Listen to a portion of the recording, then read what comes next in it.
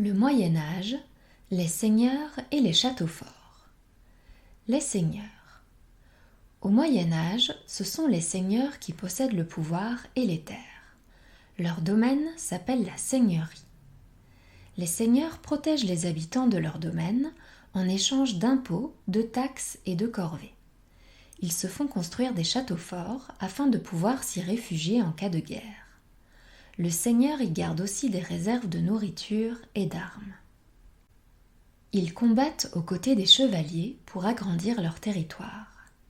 Chaque seigneur est le vassal d'un seigneur plus important. Le seigneur le plus puissant est appelé suzerain. Le vassal jure fidélité à son suzerain. Il lui promet de l'aider et de lui obéir et reçoit en échange un fief, un domaine. La féodalité est l'ensemble des relations qui existent entre les seigneurs, vassal et suzerain. La seigneurie est composée de deux parties. La réserve, c'est la partie que le seigneur garde pour lui. L'autre partie est partagée en petits morceaux de terre, les tenures, qui sont cultivés par les paysans du domaine. Les châteaux forts. Les premiers châteaux forts sont construits en bois. Ils deviennent ensuite de véritables forteresses de pierre. Le château fort symbolise la puissance du seigneur. C'est un bâtiment construit à la fois pour se défendre et pour protéger la famille du seigneur et les paysans de la seigneurie. Tout le monde peut s'y réfugier en cas de siège. Le seigneur y garde des réserves de nourriture et d'armes.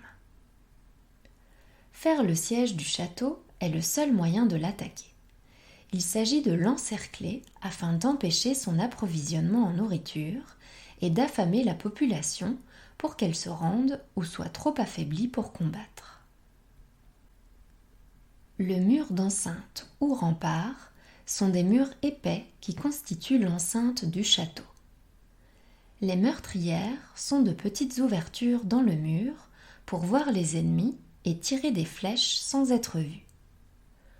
Le pont-levis est un pont mobile qui permet de fermer l'accès au château. Les douves sont des fossés remplis d'eau qui entourent le château. Le seigneur vit dans le donjon avec sa famille.